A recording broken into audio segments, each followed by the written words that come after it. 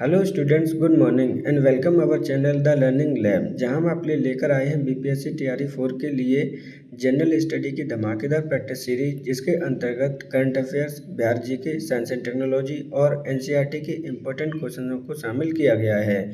यह सीरीज आपकी प्रिपरेशन के लिए एक नई रफ्तार प्रदान करेगी, क्योंकि बीपीएससी टीआरई 4 का एग्जाम दिसंबर में कंडक्ट कराया जाना प्रस्तावित है। अर्थात मिनिमम समय में मैक्सिमम रिवीजन करना अनिवार्य आपके लिए हो जाता है।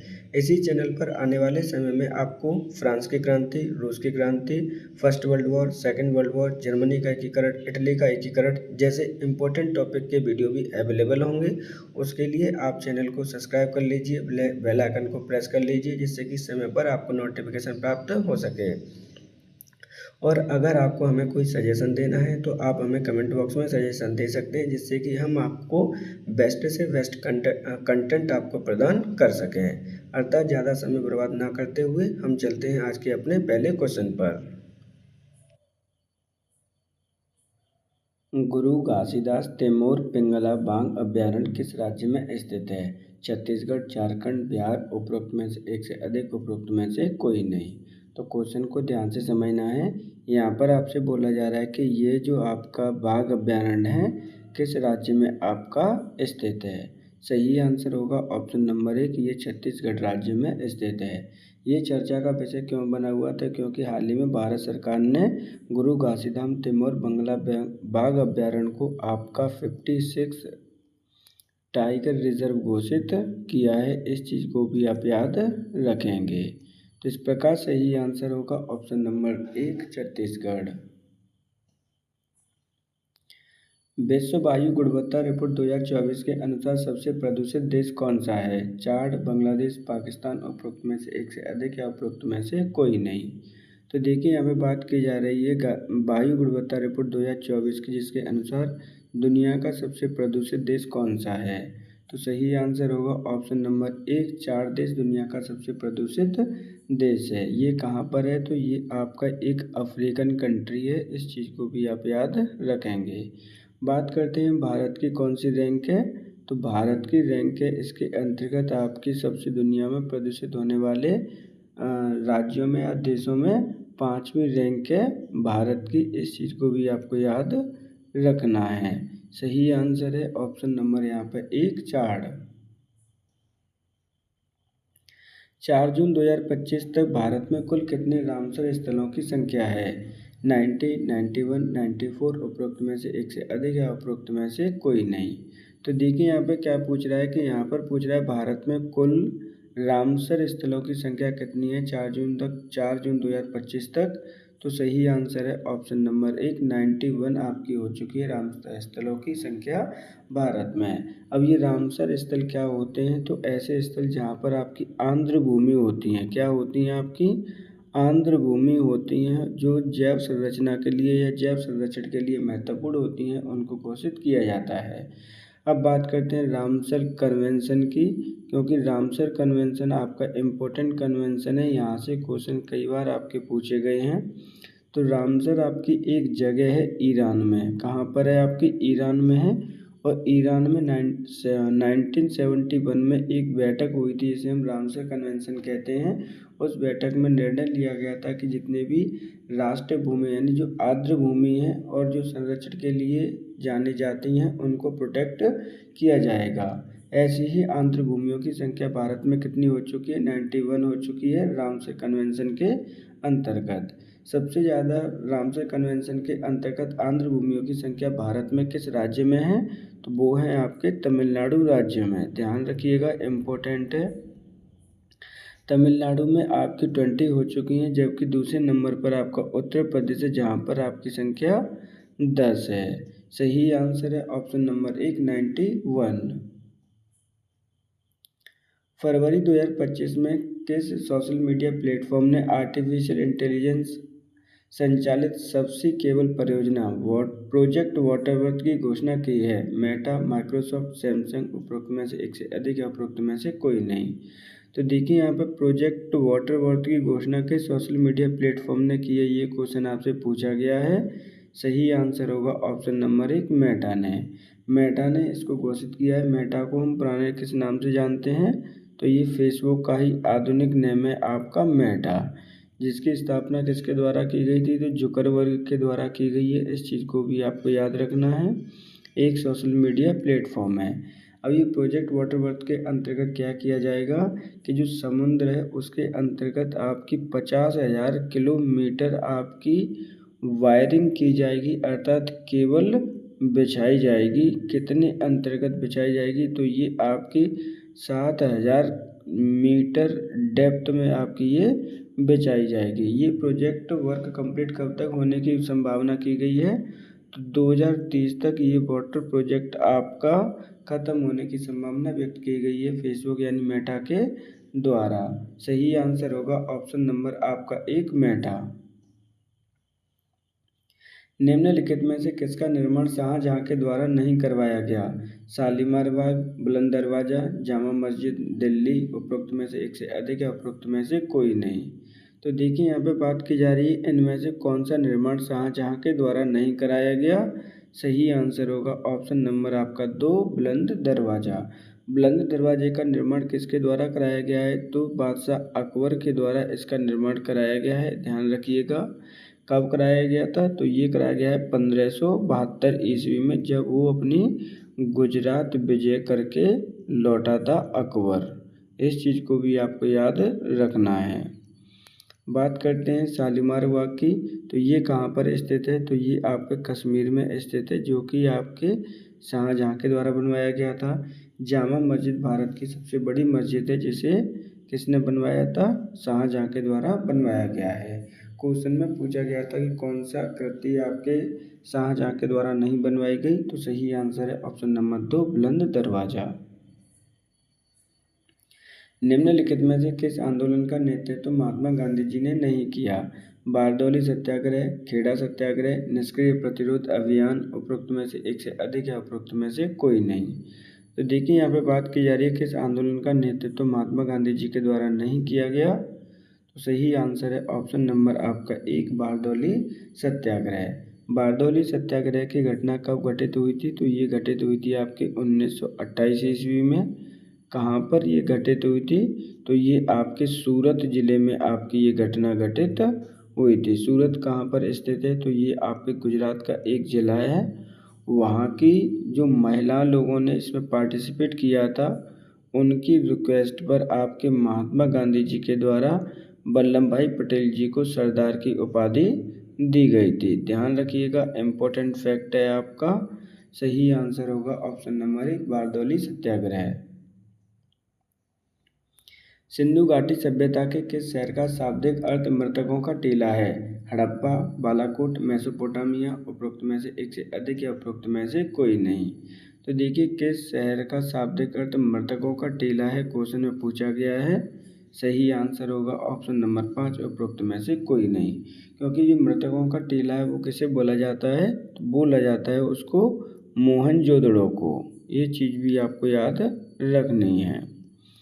अब बात करते हैं मोहनजोदड़ो आधुनिक समय में कहाँ पर स्थित है, तो पाकिस्तान के ये सिंध प्रांत में स्थित है। ध्यान रखना है ये चीज़। इसकी खोज किसके द्वारा की गई थी, तो इसकी खोज आपकी 1922 ईस्वी में राखल दास बनर्जी के द्वारा की गई थी। इम्पोर्टेंट है, ध्यान रखना।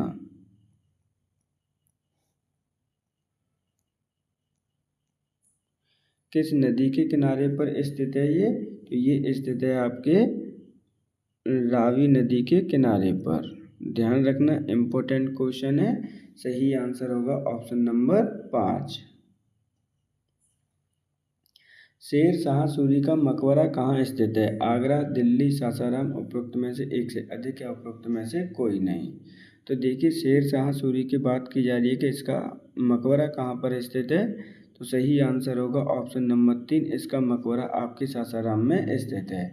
बात करते हैं शेर शाह सूरी के बारे में, तो शेर शाह सूरी का शासनकाल भारत में कब से कब तक रहा था, तो ये आपका 1540 से लेकर 1545 तक इसका शासनकाल रहा है। इस चीज़ को भी आपको याद रखना है। शेरशाह सूरी के द्वारा आपके हुमायूं को 2 युद्ध हराए गए थे। एक तो चौसा का युद्ध 1539, दूसरा बिलग्राम का युद्ध 1540, लेकिन इसकी मृत्यु आपकी राजस्थान में एक गोला फेंकते हुए कालिंजर के किले में, कहाँ पे हो गई थी? कालिंजर का किला जो आपके बांदा में स्थित है, वहाँ पर इसकी मृत्यु हो गई थी। ध्यान रखना, क्योंकि वहाँ पर एक गोला फेंक रहा था और वो कालिंजर किले से टकराकर वापस आ गया था, उसी में ये जल गया था। सही आंसर होगा ऑप्शन नंबर 3 सासाराम। भारत में पहला समाचार पत्र किसने शुरू किया था? John Campbell, James Hicky, Edward Mallet. उपरोक्त में से एक से अधिक या उपरोक्त में से कोई नहीं। तो देखिए, क्वेश्चन में आपसे पूछा गया है कि भारत में प्रथम अखबार किसके द्वारा या प्रथम न्यूज़पेपर किसके द्वारा प्रारंभ किया गया था? तो सही आंसर होगा ऑप्शन नंबर यहाँ पर आपका 2, जेम्स हिंकी के द्वारा भारत में पहला समाचार पत्र आपका शुरू किया गया है। इम्पोर्टेंट क्वेश्चन है, ध्यान रखिएगा। आगे भी इसकी बात कर लेते हैं कि ये जो अखबार है कब आपका प्रारंभ किया गया था? तो ये अखबार प्रारंभ किया गया था 1780 ईस्वी में। कहाँ पर किया गया था? इम्पोर्टेंट ये है। तो ये स्टार्ट किया गया था आपका बंगाल में। क्या है? बंगाल में स्टार्ट किया गया था, जिसका नाम ही रखा गया था बंगाल गजेट। देखिए, ध्यान रखना, ऐसी चीज़ें ही आपको लर्न करनी है, इसी तरह से क्वेश्चन आपके पूछे जाने हैं। सही आंसर होगा ऑप्शन नंबर 2, जेम्स हिक्की।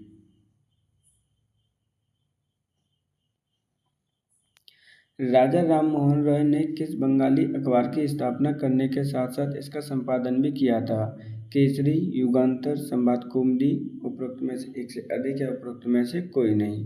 तो देखिए, राजा राम मोहन रॉय के बारे में आपको समझना चाहिए कि इन्होंने किस अखबार की स्थापना की तथा इसका संपादन भी किया था। तो सही आंसर है ऑप्शन नंबर आपका 3, संबाद कौमुदी। संबाद कौमुदी की इन्होंने स्थापना भी की थी और इसके संपादक भी रहे थे।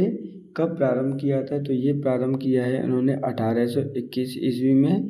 ये एक आपका साप्ताहिक अखबार था, ध्यान रखिएगा, यानी सप्ते में एक बार ही आपका आता है। इस अखबार को इन्होंने प्रारंभ किया था। बात करते हैं राजा राम मोहन रॉय के बारे में। तो राजा राम मोहन रॉय आधुनिक भारत के जो निर्माण किया उसके जनक कहलाते हैं। इन्हीं के कार्य से यानी इन्हीं के प्रयास से आपके 1829 ईस्वी में लॉर्ड विलियम बेंटिंक ने सती प्रथा को बैन किया था, नंबर 1। नंबर 2, राजा राम मोहन रॉय ने ही आपके ब्रह्म समाज की स्थापना की थी। इस चीज़ को भी आपको याद रखना है। ब्रह्म समाज की स्थापना कब हुई थी? तो 1828 ईस्वी में हुई थी। इस चीज़ को आप याद रखेंगे। सही आंसर है ऑप्शन नंबर 3, संबाद कौमुदी। चीनी यात्री हेनसंग किसके शासनकाल में भारत आया था? कीर्तिवर्मन, पुलकेशिन द्वितीय, हर्षवर्धन। उपरोक्त में से एक से अधिक या उपरोक्त में से कोई नहीं। तो देखिए, हेनसंग की बात की जा रही है, किसके शासनकाल में भारत आया था? तो पहले इम्पोर्टेंट पॉइंट हो जाता है कि हेनसंग कहाँ का यात्री था? तो ये आपका चीनी यात्री था। किसके शासनकाल में आया था? तो सही आंसर है ऑप्शन नंबर 3, ये हर्षवर्धन के शासनकाल में भारत आया था। कौन सी शताब्दी में आया था? तो ये आपके 7वीं शताब्दी में आया था। इस चीज़ को आप याद रखेंगे। इसके द्वारा एक पुस्तक लिखी गई थी जिसका नाम है सीयू की। क्या है? सीयू की।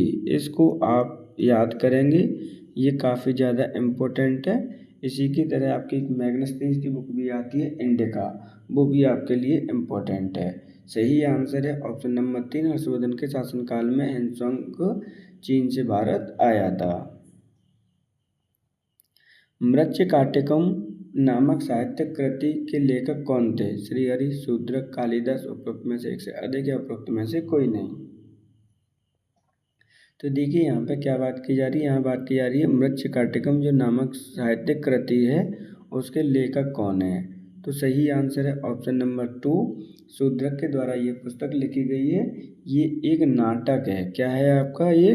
एक नाटक कृति है जिसके अंतर्गत आपके 2 लोग यानी जो चारुदत्त ब्राह्मण है उसकी कहानी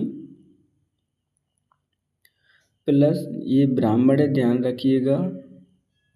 इसके साथ साथ में आपकी एक बसंत सेना जो कि गणिका थी उस समय। क्या थी? बसंत सेना के प्रेम की वर्णन इसके अंतर्गत आपका किया हुआ है। तो इस प्रकार सही आंसर होगा ऑप्शन नंबर 2 शूद्रक। काकोरी कांड की घटना किस वर्ष घटित हुई थी? 1923, 1929, 1928, उपरोक्त में से एक से अधिक या उपरोक्त में से कोई नहीं। तो सही आंसर होगा ऑप्शन नंबर 5 उपरोक्त में से कोई नहीं, क्योंकि जो काकोरी की घटना है इनमें से किसी के वर्ष नहीं घटित हुई है। काकोरी की घटना कब घटित हुई है ये आप थोड़ा सा एक्सप्लेनेशन इसका देख लीजिए। इसकी घटना घटित हुई थी आपकी 9 अगस्त 1925 को। तो अर्थात आपको 1925 जो डेट है आपकी वो मोस्टली लर्न करनी ही करनी है। इसके अंतर्गत किसने किसने पार्टिसिपेट किया था, इस घटना को अंजाम किसने दिया था? तो राम प्रसाद बिस्मिल ने। दूसरे थे आपके राजेंद्र लाहोड़ी।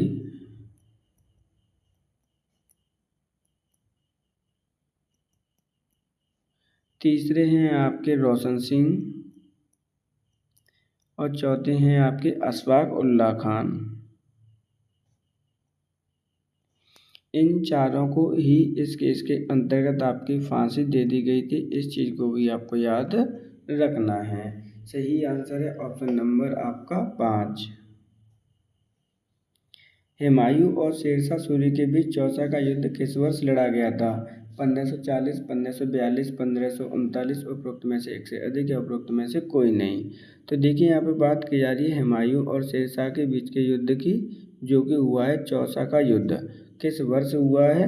तो सही आंसर है ऑप्शन नंबर 3 1539 ईस्वी में हुमायूं और शेरशाह सूरी के बीच में चौसा का युद्ध हुआ था, जिसमें आपका हुमायूं क्या हो गया था? हार गया था, ध्यान रखिएगा।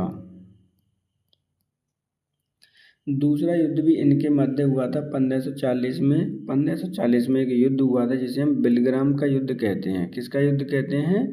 बिलग्राम का युद्ध कहते हैं। इस चीज़ को भी आपको याद रखना है। उसमें भी आपकी जो हुमायूं है उसकी हार हुई थी।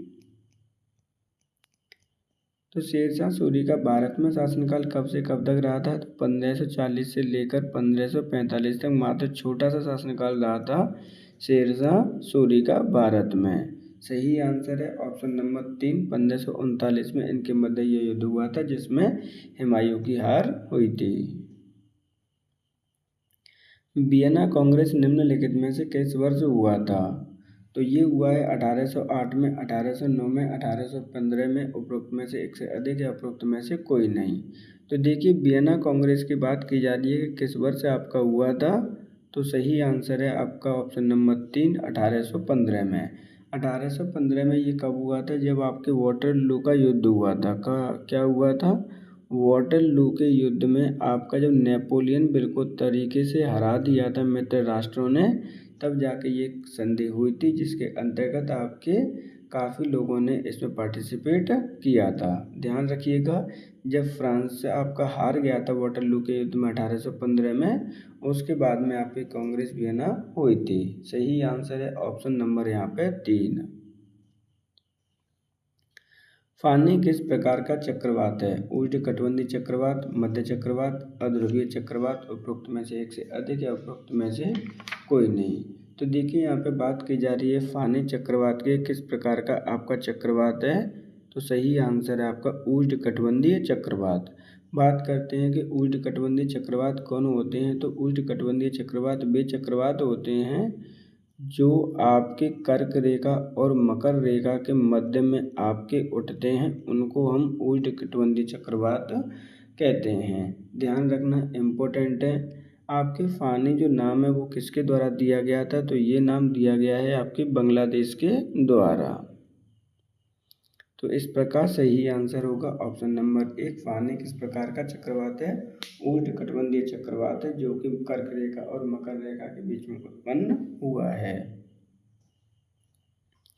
एटलस पर्वत किस महादेश में स्थित है? अफ्रीका, ऑस्ट्रेलिया, एशिया, उपरोक्त में से एक से अधिक या उपरोक्त में से कोई नहीं। तो देखिए एटलस पर्वत की बात की जा रही है कि ये कहाँ पर स्थित है। तो सही आंसर होगा ऑप्शन नंबर 1 कि अफ्रीका महाद्वीप में आपका ये स्थित है। अब बात करते हैं अफ्रीका महाद्वीप में कौन कौन से देश इसके अंतर्गत आते हैं। एटलस का कहाँ कहाँ पर आपका विस्तार है? तो इसका विस्तार है आपके मोरक्को में, दूसरा कंट्री है आपका अल्जीरिया, सभी लोग मैक्सिमम जानते ही हैं इसके बारे में। और तीसरा कंट्री है आपका ट्यूनीशिया। ध्यान रखिएगा इन 3 देशों में ही आपका एटलस पर्वत का आपका क्या है, विस्तार है। एटलस पर्वत किस प्रकार का पर्वत है, तो ये आपका एक फोल्डिंग पर्वत है, इस चीज़ को भी आपको याद रखना है। सही आंसर होगा ऑप्शन नंबर 1। एटलस पर्वत किस महादेश में स्थित है, तो ये अफ्रीका महादेश में स्थित है। निम्नलिखित में से कौन सी जलधारा दक्षिणी अटलांटिक महासागर की जलधारा है? ब्राज़ील जलधारा, फॉकलैंड जलधारा, बेंगलुरु जलधारा, उपरोक्त में से एक से अधिक या उपरोक्त में से कोई नहीं। तो देखिए जलधारा दक्षिणी अटलांटिक महासागर जलधारा कौन सी है, ये क्वेश्चन पूछा गया है। तो सही आंसर होगा ऑप्शन नंबर 4, उपरोक्त में से एक से अधिक। क्योंकि आपकी ब्राज़ील जलधारा, फॉकलैंड जलधारा और बेंगलुरु जलधारा तीनों ही आपकी दक्षिणी अटलांटिक महासागर की जलधाराएं हैं। ध्यान रखना इम्पोर्टेंट है। सही आंसर होगा option number 4। Great barrier reef कहाँ पर स्थित है? ऑस्ट्रेलिया, उत्तरी अमेरिका, यूरोप, उपरोक्त में से एक से अधिक या उपरोक्त में से कोई नहीं। तो ग्रेट बैरियर रीफ से मोस्टली इम्पोर्टेंट क्वेश्चन आपके हर बार आते हैं। ध्यान रखिएगा ये ऑस्ट्रेलिया में स्थित है। ऑस्ट्रेलिया के भी किस भाग में आपके स्थित है, तो ये आपके नॉर्थ ईस्ट भाग में स्थित है ऑस्ट्रेलिया के में। दुनिया की सबसे बड़ी आपकी बैरियर रीफ है जो कि किससे बनी है, आपकी कोरल से बनी है। किससे बनी है? मूंगा से बनी है या कोरल से आपकी बनी है। ध्यान रखना इम्पोर्टेंट है। कई बार पहले भी ये क्वेश्चन आपका पूछा जा चुका है। लगभग कितने किलोमीटर की लंबाई में ये फैली हुई है, तो 2300 किलोमीटर की लंबाई में ये फैली हुई है। कितने एरिया में फैली हुई है, ये भी कई बार क्वेश्चन आपसे पूछ लिया जाता है। बात करते हैं इसके दूसरे नाम भी किसी नाम से जाना जाता है, तो बिल्कुल जाना जाता है। इसे हम अंडर वाटर गार्डन भी कहते हैं। क्या है आपका? Under water garden. कहाँ पर स्थित है, तो ये ऑस्ट्रेलिया में स्थित है। जिसकी राजधानी क्या है, तो जिसकी राजधानी है आपकी कैनबेरा। सही आंसर है ऑप्शन नंबर आपका 1, ऑस्ट्रेलिया। सूर्य के बाह्यतम क्षेत्र को किस नाम से जाना जाता है? कोरोना, वर्णमंडल, संवहन क्षेत्र, उपरोक्त में से एक से अधिक या उपरोक्त में से कोई नहीं। तो देखिए सूर्य के बाह्यतम क्षेत्र की बात की जा रही है, किस नाम से जाना जाता है, तो सही आंसर है ऑप्शन नंबर आपका 1, इसे कोरोना के नाम से जानते हैं। मान के चलिए ये आपका सूर्य है। अब बात करते हैं इसके बाह्य क्षेत्र की, तो बाह्य क्षेत्र कौन सा होगा, तो मान के चलना ये सूर्य है और ये जो पट्टी आपकी दिख रही है ये वाली जो इसके बाह्य क्षेत्र में होती है उसे हम कोरोना कहते हैं। जबकि जो भाग हमें दिखाई देता है, रोशन करता हुआ दिखाई देता है, उसे हम प्रकाश मंडल कहते हैं। क्या कहते हैं? प्रकाश मंडल कहते हैं। जबकि सूर्य के अंदरूनी भाग में क्या चीज़ें पाई जाती हैं, तो 2 गैसें पाई जाती हैं आपकी। एक तो होती है हाइड्रोजन, दूसरी होती है आपकी हीलियम। इम्पोर्टेंट है, ध्यान रखिएगा। तो इस प्रकार सही आंसर होगा ऑप्शन नंबर आपका 1, कोरोना। निम्नलिखित में से कौन सी नदी बंगाल की खाड़ी में गिरती है? सिंधु, नर्मदा, कावेरी, उपरोक्त में से एक से अधिक या उपरोक्त में से कोई नहीं। तो देखिए यहाँ पे क्वेश्चन पूछा गया है कि कौन सी नदी आपकी बंगाल की खाड़ी में गिरती है, तो सही आंसर है ऑप्शन नंबर 3, कावेरी नदी। कावेरी नदी का उद्गम कहाँ से हुआ है, तो इसका उद्गम आपके कर्नाटक राज्य से हुआ है, जो कि आपके तमिलनाडु पुडुचेरी में होते हुए आपकी बे ऑफ बंगाल में गिर जाती है। जबकि आपकी जो सिंधु नदी है वो जम्मू कश्मीर से होते हुए, पाकिस्तान से होते हुए, उसकी जो डायरेक्शन है वो आपकी नॉर्थ टू साउथ मानी जाती है, जो कि अरेबियन सी में गिरती है। इसी प्रकार आपकी जो नर्मदा नदी है उसकी भी डायरेक्शन यही मानी जाती है, क्या ईस्ट टू वेस्ट मानी जाती है। जिसका उद्गम कहाँ से हुआ है, तो इसका उद्गम अमरकंटक पहाड़ी से हुआ है, जो कि एमपी में आपकी स्थित है। पानी कहाँ गिरता है, तो अरेबियन सी में गिरता है। ध्यान रखिएगा। सही आंसर है ऑप्शन नंबर यहाँ पे 3, कावेरी नदी बंगाल में गिरने वाली नदी है। भारत में कितने जैव विविधता हॉटस्पॉट मौजूद हैं? 5, 2, 4, उपरोक्त में से एक से अधिक या उपरोक्त में से कोई नहीं। तो भारत में कितने जैव विविधता हॉटस्पॉट मौजूद हैं आपके? तो सही आंसर होगा ऑप्शन नंबर 4, भारत में 4 हॉटस्पॉट मौजूद हैं भारत में। अब ये जो हॉटस्पॉट है वो क्या कहलाते हैं, क्यों इम्पोर्टेंट है, कौन कौन से आपके हॉटस्पॉट हैं, ये क्वेश्चन आपका यहाँ से एक्सप्लेन किया जाता है। अब देखिए कौन कौन से हॉटस्पॉट है भारत में इम्पोर्टेंट है। तो नंबर 1 है आपका हिमालयन क्षेत्र। क्या है आपका? जो हिमालयन क्षेत्र है उसे हम हॉटस्पॉट का दर्जा देते हैं क्योंकि यहाँ पर सबसे ज़्यादा डाइवर्सिटी पाई जाती है। नंबर 2 इंडो बर्मा जो आपका एरिया है वो है आपका। नंबर 3 कौन सा है? तो नंबर 3 है आपके पश्चिमी घाट। क्या है आपके? जो वेस्टर्न घाट हैं आपके वो भी इसी के अंदर मेंशन किया जाता है, ध्यान रखिएगा। और आपका सबसे ज़्यादा जो इम्पोर्टेंट है वो है आपका सुंडालैंड। क्या है आपका? सुंडालैंड। तो ये 4 क्षेत्र हैं भारत में जो कि हॉटस्पॉट के नाम से जाने जाते हैं क्योंकि यहाँ के अंतर्गत आपकी जो पर्यावरण बायोडाइवर्सिटी है वो सबसे ज़्यादा पाई जाती है। भारत का पहला समुद्री उद्यान कहाँ पर स्थित है? कच्छ की खाड़ी, मन्नार की खाड़ी, चेन्नई, उपरोक्त में से एक से अधिक या उपरोक्त में से कोई नहीं। तो भारत का पहला समुद्री उद्यान कहाँ पर स्थित है? सही आंसर है ऑप्शन नंबर 1, कच्छ की खाड़ी में। अब कच्छ की खाड़ी कहाँ स्थित है? तो ये आपके गुजरात राज्य में स्थित है। इस प्रकार सही आंसर होगा ऑप्शन नंबर 1, कच्छ की खाड़ी। अच्छा, वैसे इसकी स्थापना कब की गई है ये भी क्वेश्चन काफ़ी बार पूछ लिया जाता है, तो ध्यान रखिएगा 1980 में। जबकि इसे टाइगर रिजर्व का दर्जा कब दे दिया गया या समुद्री पार्क का दर्जा कब दे दिया गया? तो 1982 ईस्वी में समुद्री पार्क का दर्जा दे दिया गया था, सी पार्क का दर्जा। सही आंसर है ऑप्शन नंबर आपका 1।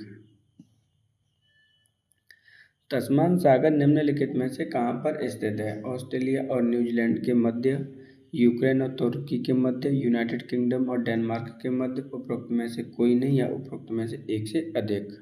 तो देखिए तस्मान सागर की बात की जा रही है, कहाँ पर ये स्थित है? तो सही आंसर है ऑप्शन नंबर 1, ऑस्ट्रेलिया और न्यूजीलैंड के मध्य में ये स्थित है। अब कौन से सागर में स्थित है? तो ये स्थित है आपके प्रशांत सागर में। ध्यान रखिएगा, इम्पोर्टेंट है आपका। बात करते हैं यूक्रेन और तुर्की के मध्य में क्या स्थित है? तो यूक्रेन और तुर्की के मध्य स्थित है आपका ब्लैक सी, जिसे हम काला सागर भी कहते हैं।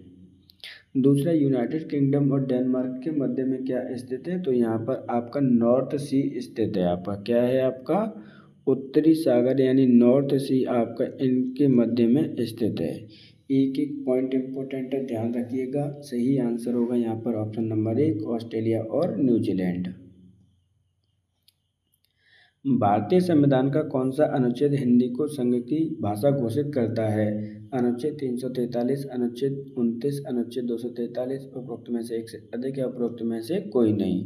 तो देखिए यहाँ पे भारतीय संविधान में कौन सा अनुच्छेद हिंदी को संघ की राजभाषा यानी संघ की भाषा घोषित करता है? तो सही आंसर है ऑप्शन नंबर 1, अनुच्छेद 343। ध्यान रखिएगा जब भाषा की या लैंग्वेज की बात आती है तो भारतीय संविधान में इसका जो प्रावधान किया गया वो 339 से लेकर 351 तक जितने भी आपके आर्टिकल हैं सभी भाषा से आपके संबंधित हैं। जबकि जो 29वां आर्टिकल है वो किससे स्थित है? आपके अल्पसंख्यकों के संरक्षण से स्थित है। अनुच्छेद 243 किससे संबंधित है? तो ये आपके पंचायत से संबंधित है। सही आंसर है ऑप्शन नंबर 1, 343। 44वें संविधान संशोधन ने भारतीय संविधान के किस अनुच्छेद को प्रभावित किया? 301, 298, 300A, उपरोक्त में से एक से अधिक या उपरोक्त में से कोई नहीं। तो देखिए यहाँ पे 44वें संविधान संशोधन की बात की जा रही है कि कौन सा अनुच्छेद प्रभावित किया गया था। तो पहले बात कर लेते हैं 44वें संविधान संशोधन कब हुआ है। तो ये हुआ है आपके 1978 ईस्वी में। इसके अंतर्गत आपका जो सही आंसर होगा वो होगा आर्टिकल नंबर 300A। क्या कर दिया गया था 44वें संविधान संशोधन में, जो कि आपका 7वां मौलिक अधिकार था, संपत्ति का अधिकार। क्या था आपका? संपत्ति के अधिकार को मौलिक अधिकार से रिप्लेस कर दिया गया। जो संपत्ति मौलिक अधिकार था आपका, उसे रिप्लेस करके किस तरह का अधिकार बना दिया गया था? इसे आपका वैधानिक अधिकार बना दिया गया था, यानी लीगल अधिकार बना दिया गया था। इस चीज़ को आप याद रखेंगे। तो सही आंसर है ऑप्शन नंबर आपका यहाँ पे 3। उसने लोकतंत्र को सरकार का एक रूप जिसमें सभी का हिस्सा है किस रूप में वर्णित है? John Seeley, James Mill, Rice. उपरोक्त में से एक से अधिक या उपरोक्त में से कोई नहीं। तो देखिए यहाँ पे क्या पूछा जा रहा है। सिंपल सा लॉजिक है कि उस व्यक्ति का नाम पूछा जा रहा है जिसने ये कहा है कि लोकतंत्र को सरकार का एक रूप जिसमें सभी का हिस्सा हो किस रूप में वर्णित किया गया है, किसने वर्णित किया गया है? तो सही आंसर होगा ऑप्शन नंबर 5, उपरोक्त में से कोई नहीं। क्योंकि ये जो कथन दे रखा है वो किसके बारे में दे रखा है? वो दे रखा है आपके अब्राहम लिंकन के बारे में। अब्राहम लिंकन के बारे में आपने जरूर सुना होगा। अब्राहम लिंकन के बारे में जरूर आपने सुना होगा, जिसमें उन्होंने कहा है कि जो ऐसी गवर्नमेंट होनी चाहिए जो जनता के द्वारा, जनता के लिए और जनता की सरकार हो।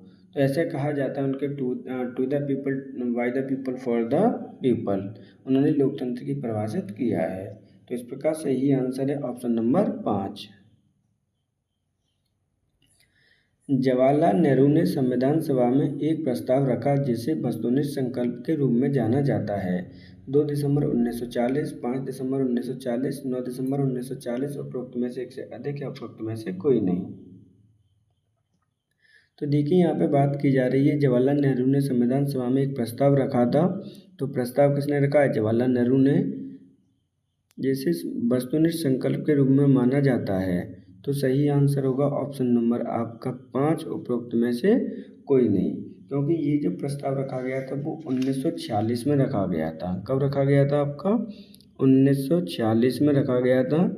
बाद में यही प्रस्ताव आपका बन गया था प्रस्तावना।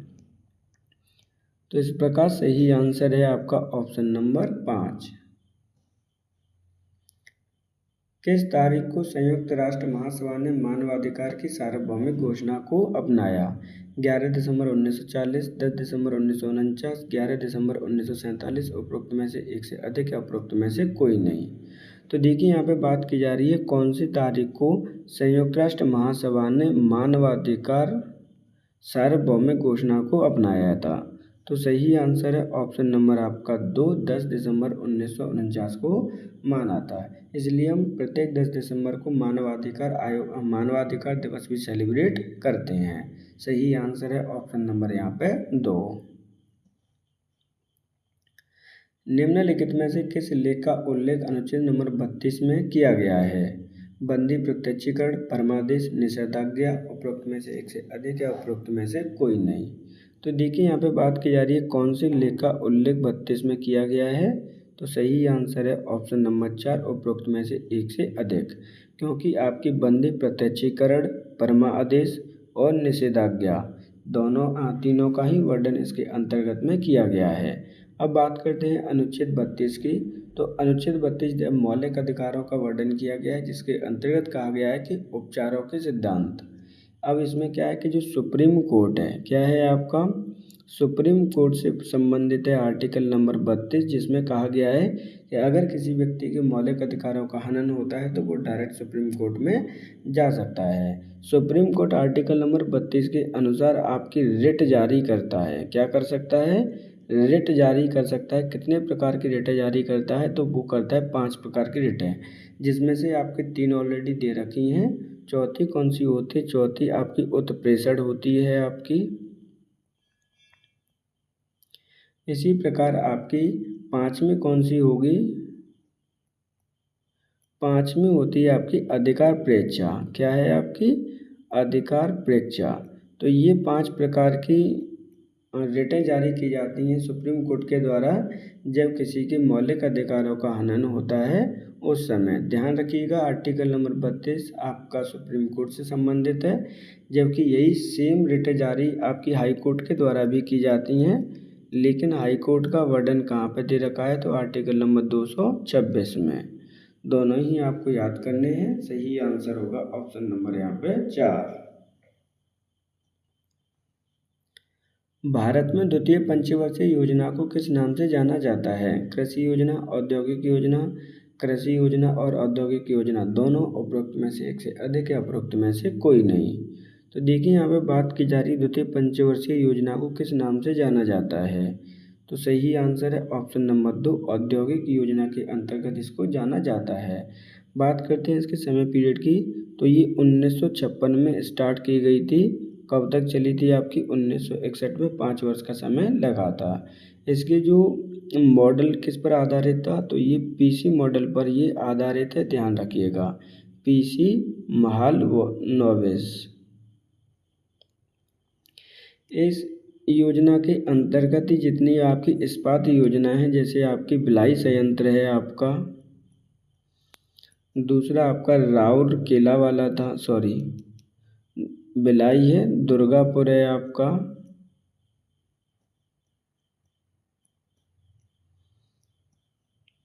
और इसी के अंतर्गत जो आपका राउरकेला है, ये सभी इसी के अंतर्गत आपके जो स्टील प्लांट हैं वो लगाए गए थे, ध्यान रखिएगा, औद्योगिक क्रांति यानी औद्योगिक योजना के अंतर्गत। सही आंसर है ऑप्शन नंबर यहाँ पे 2।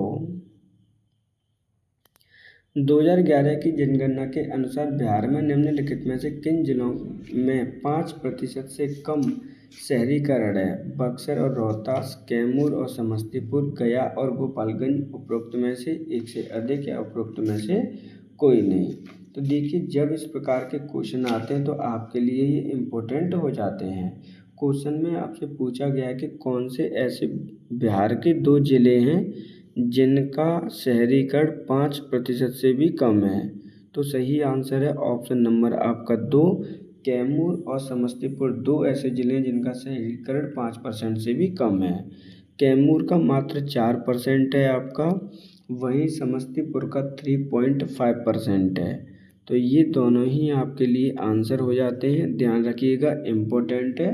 सही आंसर होगा ऑप्शन नंबर 2। माइक्रो इकोनॉमिक्स का दूसरा नाम क्या है? आय और रोजगार सिद्धांत, कीमत का सिद्धांत, वितरण का सिद्धांत, उपरोक्त में से एक से अधिक या उपरोक्त में से कोई नहीं। तो देखिए यहाँ पे बात की जा रही है माइक्रो इकोनॉमिक्स के दूसरे नाम की, कि इसका दूसरा नाम क्या है, तो सही आंसर होगा आय और रोजगार का सिद्धांत। क्या सही आंसर है? ऑप्शन नंबर 1 इसका सही आंसर होगा।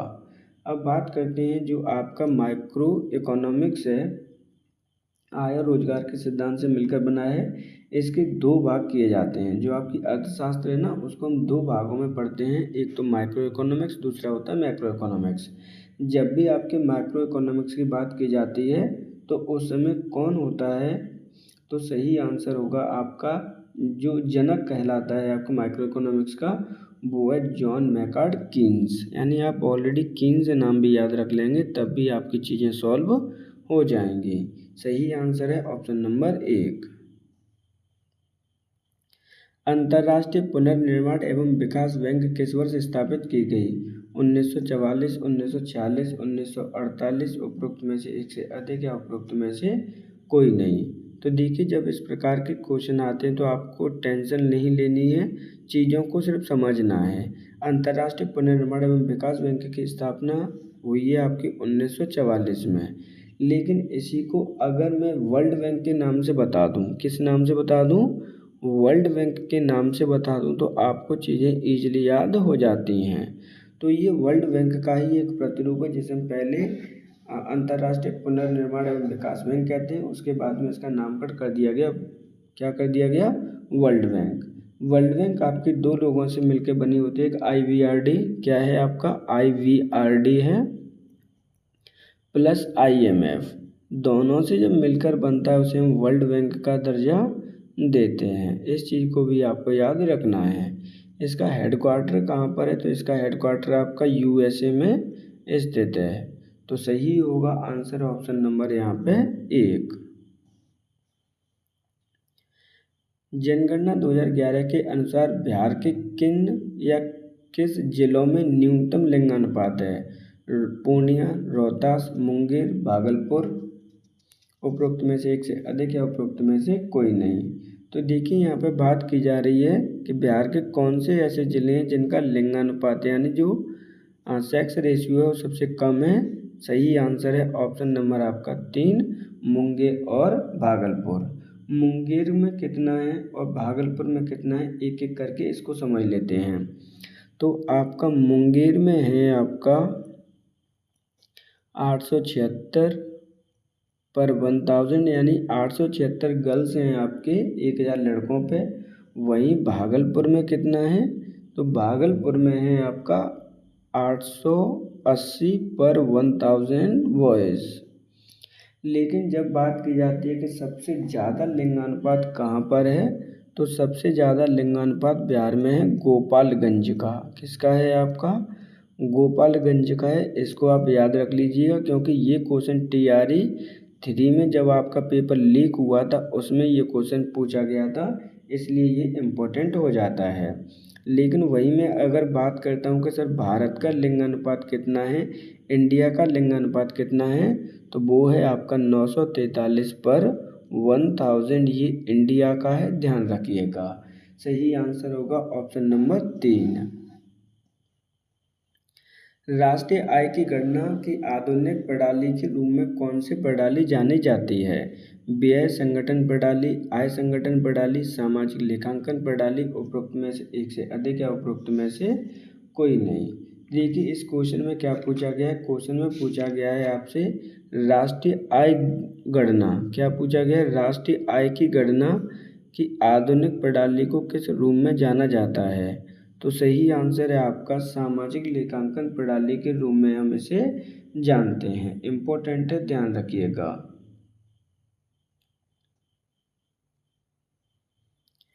भारत में एकीकृत बाल विकास का आरंभ किस वर्ष किया गया था? 1976, 1975, 1974। उपरोक्त में से एक से अधिक या उपरोक्त में से कोई नहीं। तो भारत में आपका बाल एकीकृत योजना कब प्रारंभ की गई थी? सही आंसर है ऑप्शन नंबर 2, 1975 में इसकी शुरुआत की गई थी। इसके अंतर्गत क्या किया गया था, जितने बच्चे आपके 0 से लेकर 6 वर्ष के हैं, कितने वर्ष के हैं, 0 से लेकर 6 वर्ष के हैं, उनसे हेल्थ, उनकी प्राइमरी एजुकेशन, उनकी डेथ रेट को कम करना था, हेल्थ को बढ़ाना था, एजुकेशन को बढ़ाना था, इसके उद्देश्य थे। स्टार्ट हुई थी आपकी 1975 में एकीकृत बाल सेवा। उदारीकरण, निजीकरण और वैश्वीकरण किस औद्योगिक नीति का प्रमुख भाग हैं? 1948, 1956, 1991। उपरोक्त में से एक से अधिक या उपरोक्त में से कोई नहीं। तो देखिए जब भी इस तरह की बात की जा रही है उदारीकरण की, निजीकरण की और वैश्वीकरण की, तो सही आंसर आता है ऑप्शन नंबर आपका 3, 1991 की बात की जा रही है। क्योंकि 1991 में आपकी आर्थिक नीति बनाई गई थी, औद्योगिक नीति बनाई गई, जिसमें उदारीकरण, निजीकरण और वैश्वीकरण तीनों को ही संबोधित किया गया था। इसे हम LPG के नाम से भी जानते हैं। क्या है, LPG औद्योगिक नीति के नाम से भी जानते हैं, क्योंकि उदारीकरण को, निजीकरण को जैसे वैश्वीकरण ग्लोबलाइजेशन, प्राइवेटाइजेशन और लिबरलाइजेशन। बात करते हैं उस समय वित्त मंत्री कौन था जब ये लेकर आए गए थे, तो वित्त मंत्री थे आपके डॉक्टर मनमोहन सिंह। इस चीज़ को भी आपको याद रखना है। अब मनमोहन सिंह का जिक्र क्यों इम्पोर्टेंट हो जाता है, क्योंकि ये आपके भारत के प्रधानमंत्री भी रह चुके हैं। कब से कब तक प्रधानमंत्री रह चुके हैं, तो 2004 से लेकर 2014 तक आपके प्रधानमंत्री रह चुके हैं। मोस्ट इम्पोर्टेंट बात है कि ये आपका जो इनका है डेथ हो चुकी है, यानी निधन हो चुका है दिसंबर 2024 में, इसलिए सबसे ज़्यादा इम्पोर्टेंट आपके ये हो जाते हैं। सही आंसर है ऑप्शन नंबर 3, 1991। सार्वजनिक क्षेत्र उपक्रमों और उनकी स्थापना वर्षों के संदर्भ में कौन सा विकल्प गलत है? 1958 में दामोदर घाटी निगम की स्थापना हुई थी। 1956 में तेल एवं प्राकृतिक गैस निगम की स्थापना हुई। 1995 में भारतीय विमानपत्तन प्राधिकरण की स्थापना हुई। उपरोक्त में से एक से अधिक या उपरोक्त में से कोई नहीं। तो देखिए यहाँ पे क्या बात की जा रही है, कौन सा विकल्प आपका गलत है। तो सही आंसर है ऑप्शन नंबर आपका 1, 1958 में दामोदर घाटी निगम की स्थापना हुई है। क्योंकि ये आपका निगम की घाटी की स्थापना नहीं हुई थी। यहाँ पे जो निगम शब्द दे रखा है उसको आपको देखना है, ध्यान रखिएगा, निगम जैसे शब्दों पर ही आपकी कई गलती ना हो जाए। नदी घाटी परियोजना की प्रारंभ हुआ था 1948 में। ये चीज़ को आपको याद रखना है। सही आंसर है ऑप्शन नंबर 1, 1958 की जगह क्या होगा 1948। ऐसा कोई भी समाज निश्चित रूप से समृद्ध और कुशल नहीं हो सकता जिसके सदस्यों का काफ़ी बड़ा हिस्सा गरीब और दयनीय स्थिति में हो। ये कथन किसका है? एडम स्मिथ, जगदीश भगवती, अमर्त्य सेन, उपरोक्त में से एक से अधिक या उपरोक्त में से कोई नहीं। तो देखिए एक स्टेटमेंट दे रखा है आपको जिसमें ये कहा गया है कि अगर ऐसा कोई समाज है जिसका एक बड़ा हिस्सा गरीब और दयनीय स्थिति में है तो वो कभी भी समृद्ध नहीं हो सकता। ये आपका स्टेटमेंट है एडम स्मिथ का। किसका है?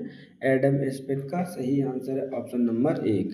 एडम स्मिथ ने अपनी पुस्तक में ये कहा है, जिसमें पुस्तक का नाम है वेल्थ ऑफ नेशन। क्या है?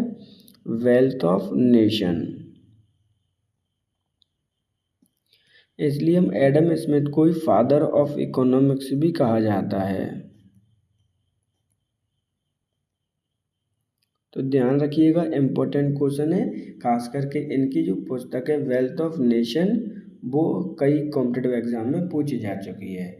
इस प्रकार आज के हमारे 40 क्वेश्चन यहाँ पे कंप्लीट होते हैं। आप सभी से रिक्वेस्ट है कि अगर आपको कंटेंट पसंद आता है तो वीडियो को ज़्यादा से ज़्यादा शेयर कर लीजिए, अपने दोस्तों को बता दीजिए, क्योंकि आपके TRE 4 का एग्ज़ाम बहुत ज़्यादा नज़दीक आ चुका है। दिसंबर में एग्ज़ाम कंडक्ट कराया जाना है। ये मान के चलिए कि ये आपके लास्ट ऑप्शन है आपके जॉब को प्राप्त करने का 2025 में ही।